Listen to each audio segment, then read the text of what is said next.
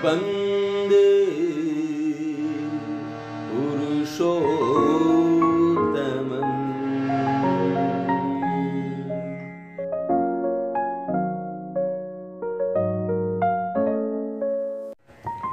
परम प्रेममय श्री श्री ठाकुर श्रीचरण मोर अनंत कोटि भक्तिपूर्ण प्रणाम। परम पूज्यपाद श्री श्री आचार्य देव श्रीचरण मोर अनंत कोटि भक्तिपूर्ण प्रणाम। मु व्यथित पराण नहीं दुखर सहित यही कथाटी कहवाक चाहे जे मु अनेक दिन पर्यंत वीडियो तैयारी करनथली। जो दादा और माँ माने मोर वीडियो देखुतिले शुणुतिले सेमानकु पाई सेमानकु पाखरे मु क्षमा प्रार्थी क्षमा मागुची। मु गोटे विशेष असुविधा पाई मु वीडियो तैयारी करि पारि नथली। आज पुणी वीडियो आरंभ करबा आरंभ करछि। प्रतिनियत आपण माने पुणी वीडियो पाइबे, ठाकुर कथा आलोचना सुनि पारिबे, पाठ सुनि पारिबे। मते क्षमा कर। आज वीडियोटी आरंभ करबा पूर्व जो दादा और माँ माने मोर ए वीडियोटी शुणिचंती, बुझिचंती, उपभोग करचंती, आनंद पाउचंती, समस्तकर मोर मोर प्रीतिपूर्ण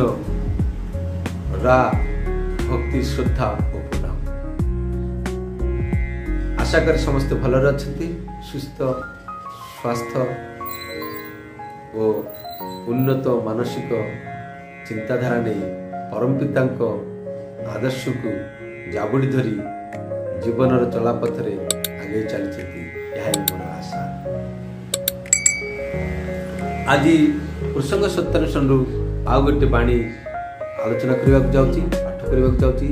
से बाणीटी हूँ जदि शिक्षा देवाकू चाह तेबे केबे मध्य शिक्षक हेबाकू चाहना। मु शिक्षक यही अहंकार ही काहाकू शिक्षा लाभ करने दिए ना। परम पूज्यपाद श्री श्री बर्ता यही बाणीटी पर जहाँ आलोचना करते सामने तली धरुଛି। श्री श्री पितृदेव कहते तुम्हें स्कूल रे छात्र पढ़ौच, तुम्हें छात्र भाविब किपरि? जड़े तपोवन विद्यालय शिक्षक होते जे मु जितेबले शिक्षा दान करे शिक्षा देवी सेतेबले मु निजको छात्र मन करी शिखेई।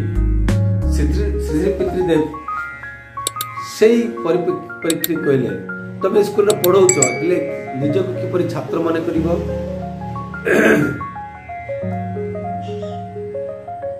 कालिदा कहउचंती मु शिक्षा दउची, मोर शिक्षा हेई जाईची, मोर आउ किछि शिखिबार नाही, हेले शिक्षा देई पारिबि। मु शिक्षक, मोर किछि शिखिबार नाही, एई भावटा रखिले चलिबो नाही। श्री श्री पितृदेव कहउचंती हां मु सबु जानिछि, मोर किछि शिखिबार नाही, एमिति बा एही प्रकार दाम्भिकता रहिबाटा भलो नुह। कालिदा कहउचंती कालिदा आहरी बहुत किछि कहले किंतु स्पष्ट होई नथिबारु श्री श्री पितृदेव कहले जे अहंकार थिले भी मु काहे कि अन्यर कथा सुनिबि नाही, अपर कथा सुनिबि नाही, बेस करी बुझाई कि कहबा तो पड़िबो जे काहे कि मु अन्यर कथा सुनिबा चाहिबिनी। यार असल कारणटा कोन सेटा कह। अहं भाव अच्छी से अहं तो समस्तंकर अच्छी। श्री श्री पितृदेव स्पष्ट करी कहबा पाई आरंभ कले। शिक्षक छात्र दुईटी साइड, जड़े शिक्षा दौरान आउ जड़े शिक्षा ग्रहण करुछंती। जी शिक्षा निये ताहा निकटर मध्य अनेक किछि नेबार अछि, जी दिए ताकु मध्य देबार अछि, जी दिए तांकु मध्य किछि देबार अछि। अहं रो चर्चा करू करू एमिति गोटे अवस्था आसी पड़े ଯେତେବେଳେ ସେ ଷ୍ଟିଫ୍ ହୋଇଯାଏ, ଶକ୍ତ ହୋଇଯାଏ, ଯେମିତି ପାଣି ଜଳ ଆମର ଇଚ୍ଛା ଅନୁସାରେ ବ୍ୟବହାର କରିପାରୁ, ପୁଣି ସେହି ପାଣି ବା ଜଳ ବରଫ ଜମିଗଲେ ଶକ୍ତ ହୋଇଯାଏ, କଠିନ ଅବସ୍ଥା। ସେତେବେଳେ ଆମେ ସବୁ ପାତ୍ରରେ ସେହି ବରଫକୁ ରଖିପାରୁନୁ। ଅହଂ ଯେତେ ପତଳା ହୁଏ ରହେ, ତାଙ୍କ ଭିତରେ ଭଲ ପାଇବା ପ୍ରେମ ସେତେ ବେଶୀ ହୁଏ। ଅହଂ ଯେତେ ଷ୍ଟିଫ୍ ଶକ୍ତ ହୁଏ, ତା ଭିତରେ ସେତେ ତିତିକ୍ଷାର ଅଭାବ ହୁଏ, ଧୈର୍ଯ୍ୟର ଅଭାବ ହୁଏ, ଅପରକୁ ଅନ୍ୟକୁ ବୁଝିବାର ବୋଧର ଅଭାବ ହୁଏ। ଏମିତି ହେଉଛି କାହିଁକି? ନା ଭଲ ପାଇବା ନାହିଁ, ପ୍ରେମ ନାହିଁ।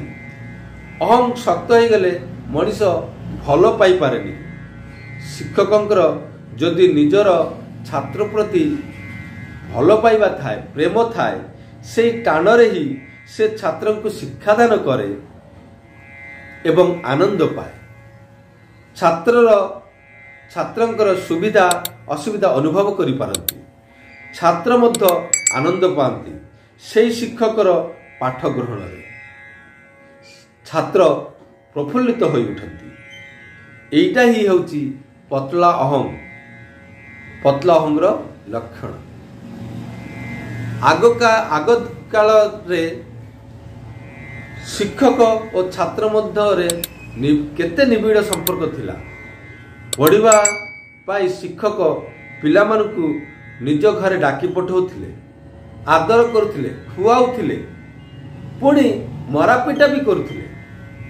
ଶାସନ କଲେ ପିଲାର ମା ବା ବାପା ମା କିଛି କହୁନଥିଲେ, କାରଣ ସେମାନେ ଜାଣୁଥିଲେ ଯେ ଶିକ୍ଷକ ଯାହା କରୁନା କାହିଁକି ମୋର ପୁଅର ସନ୍ତାନର ମଙ୍ଗଳ ଚିନ୍ତା ରଖି ହିଁ ଶାସନ କରନ୍ତି।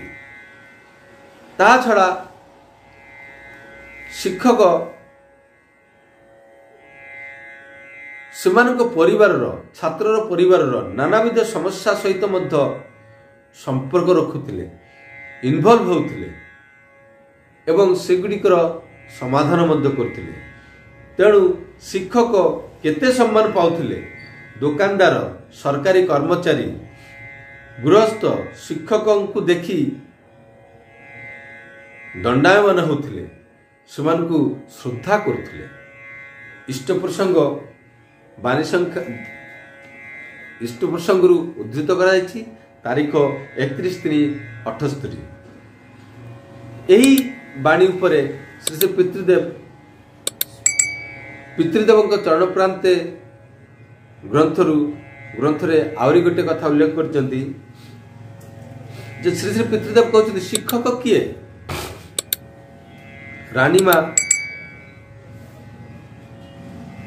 କୁ ପଚାରିଲେ, ସେ ଠିକ୍ ଭାବରେ ନ କହିପାରିବାରୁ ପୁଣି ପିତୃଦେବ କହିବାକୁ ଆରମ୍ଭ କଲେ, ଯିଏ ଶିକ୍ଷା ଦିଏ ସେ ଶିକ୍ଷକ, ଯିଏ ଶିକ୍ଷା ନିଏ ସିଏ ହେଉଛି ଛାତ୍ର। ଶିକ୍ଷକ ଯଦି ଭାବନ୍ତି ମୁଁ ଶିକ୍ଷକ ଶିଖେଇବି ଆଉ ସିଏ ଶିଖିବ, ମନେ ମନେ ଶିକ୍ଷକଙ୍କର ଅହଙ୍କାର ରହିଲେ ଛାତ୍ରର ମନରେ ଆଘାତ ପ୍ରାପ୍ତ ହୁଏ, ଭୟ କରେ, ଡରିଯାଏ, ମନ ଖୋଲି ସେ କିଛି କହିପାରନ୍ତି ନାହିଁ। ଶିକ୍ଷକ ଏଇ ଯେଉଁ ଡର ଓ ଭୟ ଶିଖିବାକୁ ଦେଇନି, ଅର୍ଥାତ୍ ଶିଖିପାରନ୍ତି ନାହିଁ। ଶିକ୍ଷକର ଏଇ ଯେଉଁ ଭାବ ଯୋଗୁଁ ଛାତ୍ର ଶିଖିପାରିଲା ନାହିଁ। ତେଣୁ ସେଇ ଶିକ୍ଷକ ସେଇ ଅହଙ୍କାର ରଖିବା, ଯେଉଁ ଅହଙ୍କାର ଯୋଗୁଁ ଛାତ୍ର ଶିଖିପାରନ୍ତି ନାହିଁ, ଶିକ୍ଷକ ଶିଖିପାରନ୍ତି ନାହିଁ, ଆଉ ଅନ୍ୟ କିଛି ଶୁଣିପାରନ୍ତି ନାହିଁ, ବୁଝିପାରନ୍ତି ନାହିଁ, ସେଇଭଳି ଅହଙ୍କାର ରଖିବା ଉଚିତ ନୁହଁ। ଛାତ୍ରଙ୍କୁ ନିଜର ଆପଣାର ମନେ କରି ଶିଖେଇବାକୁ ହୁଏ। ତ ଏଇଠି ଆମେ କ'ଣ ଜାଣିଲେ ଯେ शिक्षक जदि शिक्षकर अहंकार रहिबो एठी कोन कहचंती मो शिक्षक यही अहंकार ही काहाकू शिखिबा देनी अर्थात शिक्षक मध्य छात्रंकठू किछि शिखि पारंतिनी सेमानकठू भी किछि शिखिबार अछि बोली कि पितृदेव कहउचंती आउ यह वास्तव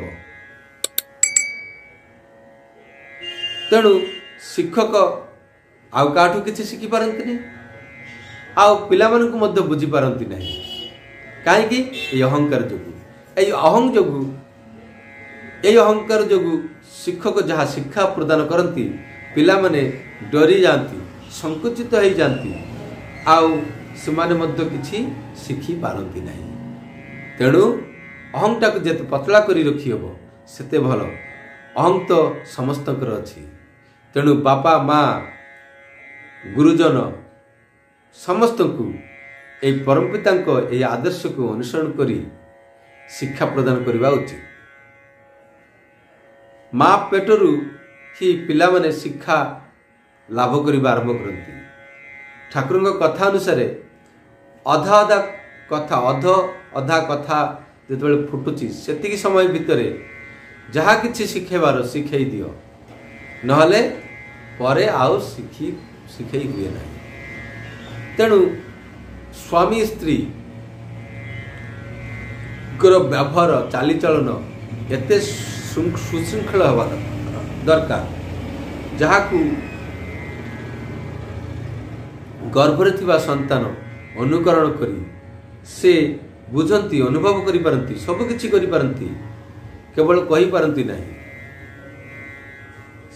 जेहेतु से कहिबार शक्ति से तांकर हुए नहीं किंतु तांकर बुझिबार शक्ति चेतना शक्ति संपूर्ण मां के सहित होई तेणु कहती माँ पुओर जीवन को मापी दियंती अर्थात माँ भितर तांका स्वामी प्रति जो भावना थाए जो प्रकार समाज प्रति जो भावना थाए गुरुजन मान प्रति जहाँ जहाँ प्रति जो प्रकार भावना चिंता थाए जो प्रकार चलन चरित्र थाए से गुड़िक पुओ धरी निए तेणु पुओर जीवनटा से आरंभ हो जाए माने तांकर भविष्यटा गढ़ा तेणु ये अधा अधा कथा कहवा शिखा भितर जहाँ कि आम शिखाऊँ सेटा ही परवर्ती जीवन में भविष्य में आम फलस्वरूप से पाचु प्रतिफलित होची सब जिनिस तेणु बापा माँ किपरि गुरुजन मान सहित व्यवहार कर समाजर सहित संपर्क रखिंट